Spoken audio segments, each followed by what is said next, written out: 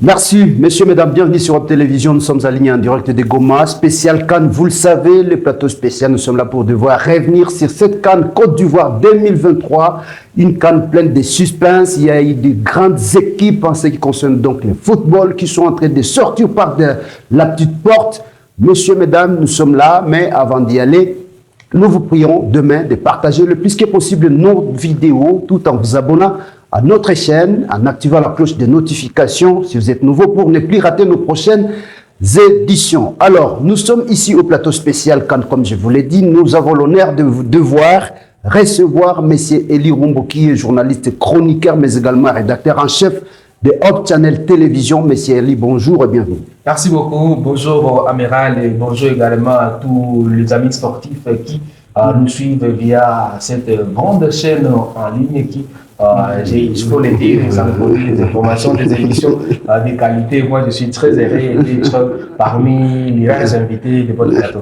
Merci beaucoup, plaisir partagé. Nous sommes là pour devoir revenir sur ce match des Léopards, les Léopards de la République démocratique du Congo. Vous le savez, aujourd'hui, c'est la dernière journée en ce qui concerne donc la phase des poules, troisième et dernière journée des phases des poules. Aujourd'hui, il y aura groupe E et groupe F, c'est-à-dire des groupes qui vont devoir jouer pour la dernière journée.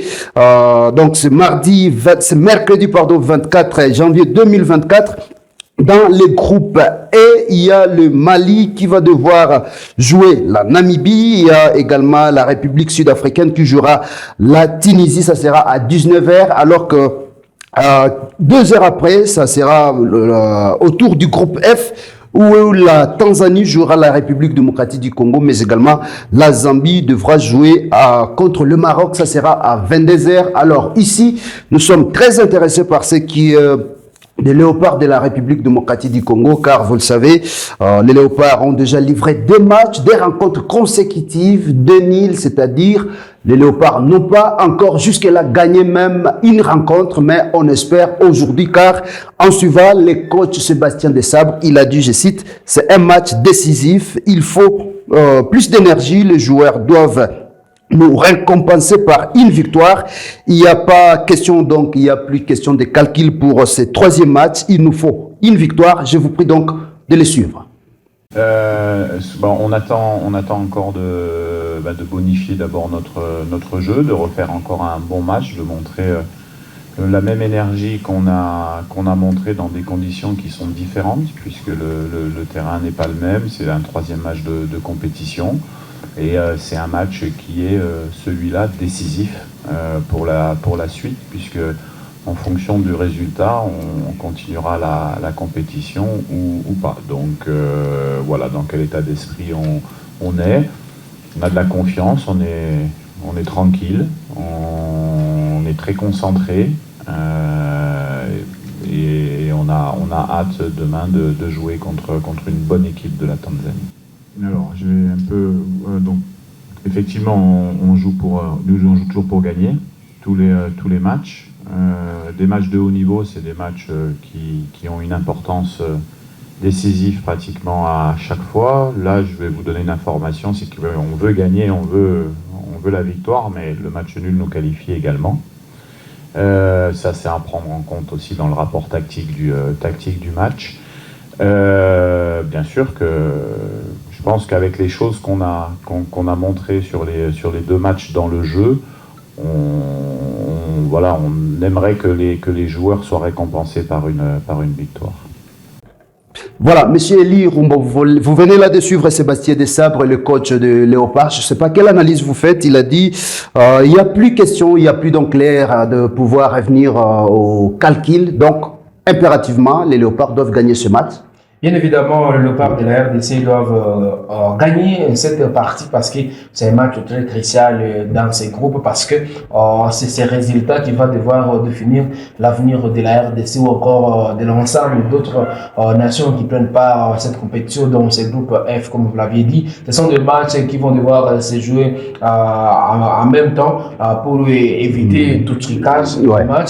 vous l'avez également signalé, le D rencontres, on n'a pas eu à gagner la moindre rencontre face à la Zambie, notamment également face au Maroc, l'une des grandes formations de cette compétition. D'ailleurs, si on n'est pas en mesure de gagner une rencontre, il faut bien évidemment faire des sommets pour ne pas aussi la perdre. Voilà ce que la RDC a eu à faire. Déjà, on a tiré des leçons pour ce match. Et moi, je pense que le discours du coach sera d'une importance capitale, surtout à ce genre de compétition. Ces matchs de la troisième et dernière journée, ça passe ou ça casse pour la RDC. On veut bien qu'on puisse gagner le match et ne pas penser à un match, parce que je me rappelle, la RDC, lors de la CAN 2017, avait réussi à passer au tour suivant après 3 matchs et 3 nuls sous la conduite du coach Jean Flora Ibenge, et après on était sorti 3e nation de cette compétition-là. Mais aujourd'hui, on espère qu'avec la physionomie, la configuration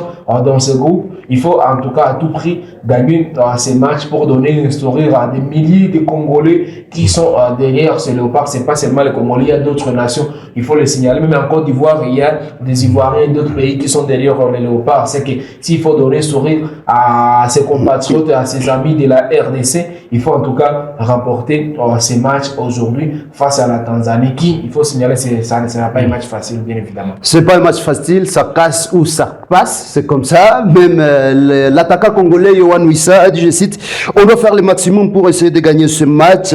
Des qualifications, c'est très important. Il faut donc faire plaisir au peuple congolais en continuant la compétition. C'est ça que vous venez de dire. Donc, les léopards de la République démocratique du Congo ont cette obligation de pouvoir gagner cette rencontre, afin de pouvoir continuer la compétition. Je ne sais pas, Bemba, Gaël Kakuta, Meshak Elias, Laska Tompa, il y a également Fiston Mayele, comme gardien de but, c'est toujours Lionel Passy, alors que Deo Bongonda, Bakambu, est-ce que vous croyez que M. Sébastien Desabre va devoir garder l'ossature de la fin dernière contre le Maroc?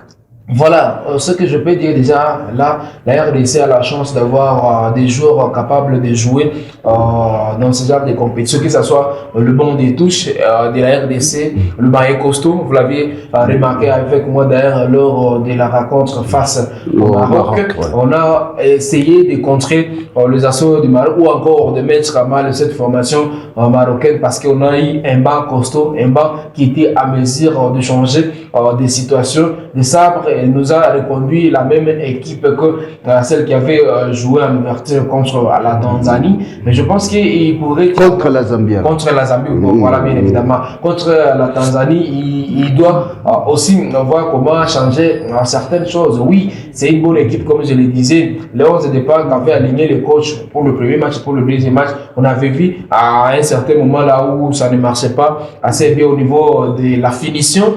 Face à la Zambie, on n'a pas réussi à battre cette formation. On est revenu dans la partie. Il y avait plus de dossiers techniques, notamment dans la finition. Et on a préféré reconduire cette équipe également face au Lion de la classe du Maroc. Oui, qui a donné le meilleur d'eux-mêmes. Voilà, on a commencé. Qui a causé des difficultés d'ailleurs. Voilà, on a commencé timidement à la partie. Il faut dire déjà, à 3 minutes, c'était Lionel Passy qui a sauvé le meuble face à, après une action vraiment des Marocains qui a failli se terminer au fond du filet, mais ce gardien a réussi à éviter le pire. Et après, avant le premier quart d'heure de la partie, c'est le Marocain qui avait poussé encore, ce qui avait donné bien évidemment un but. Et la RDC, il fallait se donner pour voir comment revenir d'abord dans la partie et voir si on peut battre le Maroc. Face à cette équipe, oui, il y avait des petits soucis, mais il faut signaler aussi les individualités. Il faut saluer également la façon de faire de certains joueurs, même si on ne veut pas l'admettre, à part bien évidemment Cédric Bakambu, où on essaie de lui pointer des doigts, mais quand même ça reste un cadre de l'équipe. Je pense qu'on peut aussi donner la chance à d'autres jeunes pour jouer, apporter ces sens nouveaux, notamment avec les petits Fiston Mayele qui maîtrise d'ailleurs très très bien le football tanzanien. Il faut lui donner la chance de jouer face à cette équipe, voir si on peut avoir quelque chose. C'est pas oui, Bakamou il est important dans l'équipe, oui, mais il faut quand même qu'on donne aussi la chance aux jeunes, à d'autres jeunes d'éprouver de quoi pour venir avec une nouvelle énergie. La Coupe d'Afrique, la CAN, ce sont les détails qui comptent. C'est pas assez de matchs, on a que quelques matchs. Il faut donner aussi la chance à d'autres, même si c'est un match qui demande beaucoup plus de mental, qui demande beaucoup plus d'expérience, parce que il faut, je le disais, la Tanzanie c'est pas une petite formation. Il faut vraiment être concentré du début jusqu'à la fin, voir comment on peut battre cette équipe. Mais déjà, le gros du travail a été fait déjà, et moi je suis en train de saluer l'avancée, la constance qui règne déjà au sein de la sélection, ça, cette petite cohésion, cet engagement, la détermination des joueurs, chacun à son côté, de faire mieux, de fournir plus d'efforts, mouiller les maillots, ce qui manquait d'ailleurs à la RDC, parce que dans le passé, il y avait encore plus d'hésitation, beaucoup de binationaux, encore d'autres Congolais ne voulaient plus jouer au sein de la sélection nationale, on le sait avec tout ce qui s'était passé au niveau de la FEPOFA, encore en interne au sein de l'équipe nationale, mais actuellement, on sait quand même qu'en Europe ou ailleurs, tous les joueurs ont cette envie-là de jouer pour le couleur de la RDC, et ça se voit déjà sur le terrain. On sait qu'il y a l'engagement, il y a cette détermination, et comme le coach l'a dit, ils doivent nous faire plaisir, ils doivent montrer aux Congolais qu'ils aiment ce pays, et ils doivent jouer du début jusqu'à la fin, voir où est-ce qu'on ira pour cette Coupe d'Afrique de Nations. Voilà, donc je vous propose, messieurs, mesdames, de pouvoir aimer et partager le plus que possible nos vidéos, tout en vous abonnant si vous êtes nouveau, en activant la cloche des notifications pour ne plus rater nos prochaines publications. Mais avant d'y arriver, je vous propose de suivre donc cet extrait de l'attaquant congolais Yohan Wissa qui a dit, je cite, on doit faire le maximum pour devoir gagner ce match de qualification. C'est très important. Il faut faire plaisir au peuple congolais en continuant la compétition. Suivez. On attend du match, forcément, le coach l'a bien dit, c'est de bonifier nos deux premiers matchs. Maintenant, ça va être un match assez décisif parce que ça va décider de notre aventure de la CAN, notre aventure. Et en tout cas, on a à cœur de faire un beau match et de faire au minimum un point et de gagner. Après, voilà, on part avec l'objectif de gagner tous les matchs, donc on est des compétiteurs. Donc on va faire le maximum. Comme vous avez dit, on a été deux fois en réaction, mais c'est pas pour autant qu'on a vu Congo baisser la tête. Au contraire, on a pris les devants dans chaque échec qu'on a eu. C'était souvent des petites erreurs, mais voilà, on sait que les matchs de haut niveau ça joue à des petits détails, mais c'est pas pour autant qu'on a baissé la tête. Mais voilà, en tout cas, je trouvais qu'on a fait preuve de caractère sur les deux matchs. On est une équipe de caractère. Maintenant, on sait qu'il faudra gommer des petites erreurs, mais voilà, ça fait partie du foot. En tout cas, c'est sûr qu'on est une équipe avec énormément de caractère. Ça fait énormément plaisir de recevoir beaucoup de support, sachant qu'on n'était pas à la dernière CAN. Donc tout le monde est très content, tout le monde est très fier, mais voilà, on sait qu'il y a un travail à faire sur le terrain. Voilà, on n'a pas, on dirait, mérité ces supports. Maintenant, ça sera à nous de conclure demain et essayons d'aller voir la suite au plus loin qu'on peut. Mais en tout cas, oui, on est très très fiers et on sait l'image qu'on doit avoir, on sait le comportement qu'on doit avoir face à ce qui se passe au Congo. On est tous derrière ça, on est tous conscients de ça. Donc c'est pour ça qu'on essaie au maximum de mouiller le maillot. On ne lâchera pas et quoi qu'il arrive, le Congo sera toujours vainqueur. Concernant nous, oui, c'est sûr qu'on essaye de mettre en pratique ce que le coach demande. Voilà, avec beaucoup de détermination. Je pense que c'est ce qu'on montre au quotidien, c'est ce qu'on a montré depuis le début de cette CAN. Maintenant, je ne suis pas pour le fait de dire qu'on est au-dessus d'eux. Non, parce qu'il n'y a pas de petite nation, vraiment pas du tout. Sachant que la dernière CAN, on n'y était pas. On est beaucoup à être nouveaux dans cette CAN. Il n'y en a pas beaucoup qui l'ont fait la dernière. Donc ouais, on va jouer face à comme le coach a dit, une très bonne équipe de la Tanzanie. Maintenant, on a nos forces à faire valoir, en espérant que ça passe. Mais en tout cas, on va faire le maximum.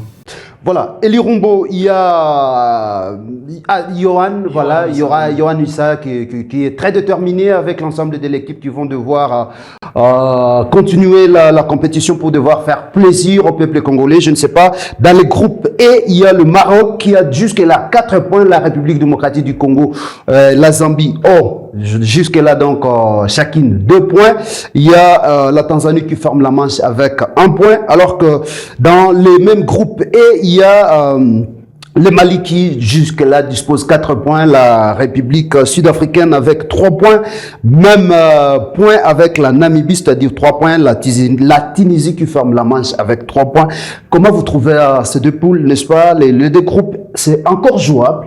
Bon, tout est encore jouable. D'abord, je commence pour ces groupes de la RDC parce qu'il faut le dire, pour que la RDC soit qualifiée, d'ailleurs, c'est l'enjeu d'ailleurs, il faut que la formation du Congo puisse battre la Tanzanie. D'abord, ça c'est une première option pour se qualifier, ou encore un match nul contre la Tanzanie, espérer une défaite de la Zambie contre le Maroc. Ça, en tout cas, si ça se passe comme ça, la RDC sera directement qualifiée. Donc, c'est pour la suite de la compétition. Mais il faut aussi le signaler, s'il y a plus de chances pour se qualifier, la RDC doit éviter sa défaite d'abord ce soir contre la Tanzanie. Et il suffit qu'il perde le match, seront directement éliminés. Il faut encore attendre la victoire de la Zambie face au Maroc avec plus de buts, un match nul contre la Tanzanie et une victoire de la Zambie au Maroc.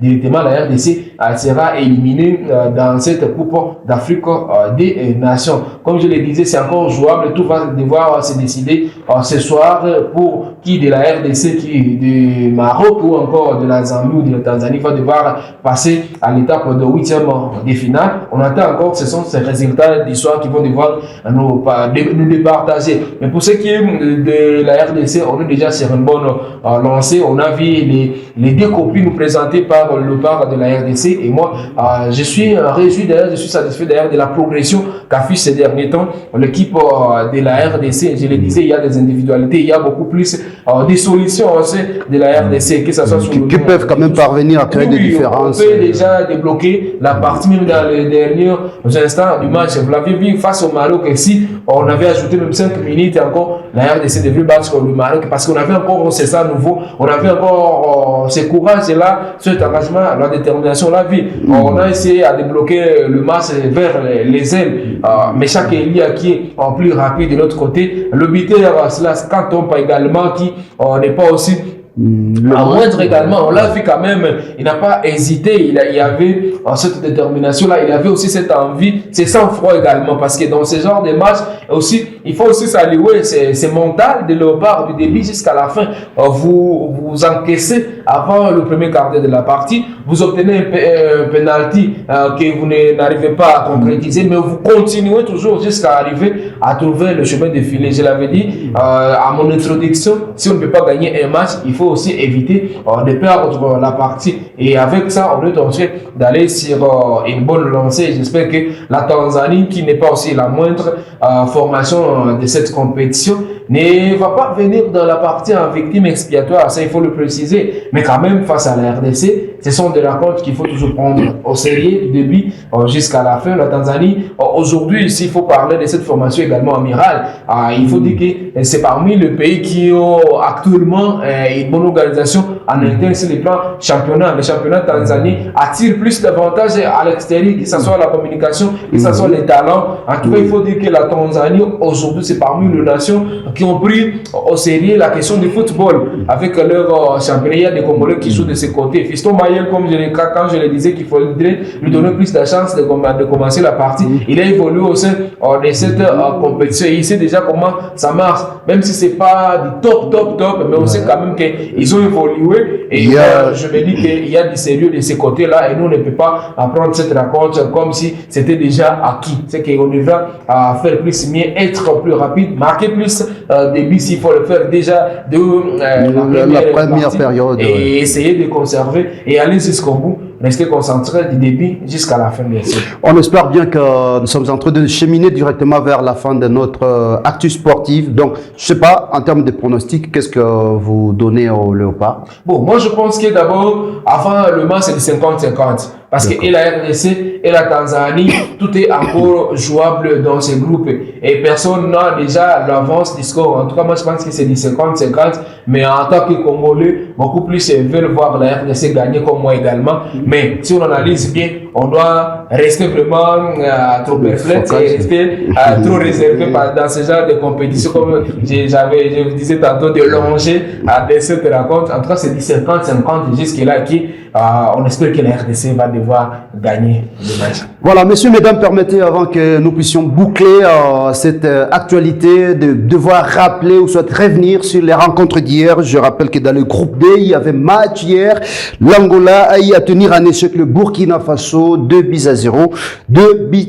Voilà. Alors que la Mauritanie a tenu en échec l'Algérie. Vous voyez, il y a beaucoup de suspense pour ce qui concerne donc cette CAN Côte d'Ivoire 2023. Il y a des grandes nations, comme je vous l'avais dit dès l'entrée, qui sont en train de sortir par la petite porte. Je ne sais pas l'analyse que vous faites tout en concluant. Des grandes nations qui sont en train de chuter, qui sont en train d'être mises en difficulté par des petites nations footballistiques. Ça donne quoi en une minute? Voilà, c'est ce qui fait déjà le haut niveau de cette Coupe d'Afrique des Nations et la beauté également de cette compétition. On a vu les équipes comme la Côte d'Ivoire, on a vu l'Algérie, les Ghana, même l'Égypte, la Tunisie également. Voilà, les équipes qu'on pensait être de dernière position. Mais on sent quand même qu'il y a l'envie, il y a le niveau est relevé. Et moi, je pense que l'Afrique est en train de progresser également dans ce secteur là-bas, parce qu'on pensait que la Coupe d'Afrique c'était une compétition de deuxième position. Mais s'il faut parler de l'Euro quand même, il faut dire qu'après l'Euro, moi je pense que c'est la Coupe d'Afrique aujourd'hui, parce qu'on ne peut pas se voiler la face. Au niveau de l'Asie, on ne peut pas comparer. Il n'y a pas cette compétitivité. Et la majorité des joueurs qui prennent part à cette compétition, ce sont des joueurs qui évoluent dans des grands championnats au niveau de l'Europe. C'est que tout le monde s'est préparé pour cette Coupe d'Afrique des Nations, et ce qui montre que la compétition a pris une autre dimension. Voilà, je vais devoir citer tout en vous donnant déjà les quelques pays, les quelques nations qui sont déjà qualifiées pour la 8e de finale. Dans le groupe A, nous avons la Guinée équatoriale, mais également le Nigeria. Alors que dans le groupe B, il y a le Cap-Vert et l'Égypte. Dans le groupe C, nous avons le Sénégal et le Cameroun qui s'est qualifié de justesse, c'était hier. Alors que l'Angola, jusque-là, s'est qualifié déjà dans le groupe D, ainsi que le Burkina Faso. Alors, en ce qui concerne certains pays, il y a quelques nations qui sont en train d'attendre jusque-là la 3e meilleure place. Ce sont là, entre autres, les meilleures nations qui comptent jusque-là de bons points pour devoir, qui sont éligibles donc pour la 3e meilleure place. Il y a la Guinée qui compte jusque-là 4 points avec goal average, donc -1. La Guinée se situe donc dans le groupe C, alors qu'il y a la Mauritanie qui arrive en 2e position. C'est la Mauritanie qui a eu à faire sortir l'Algérie hier. Voilà, la Mauritanie donc se trouve dans le groupe D avec 3 points à son compteur, avec goal average -1. Il y a la Côte d'Ivoire qui est tantôt plus tôt, elle occupe actuellement la 3e place avec également 3 points, goal average -3. La Côte d'Ivoire se trouve dans le groupe A. Il y a enfin la Namibie qui a également 3 points, qui se trouve dans le groupe E avec goal average -3. Voilà, merci messieurs, mesdames, c'est tout un plaisir de vous servir comme toujours. Merci de partager le plus que possible notre vidéo. Abonnez-vous si vous êtes nouveau, tout en activant la cloche de notification pour ne plus rater nos prochaines publications. Merci et à la prochaine.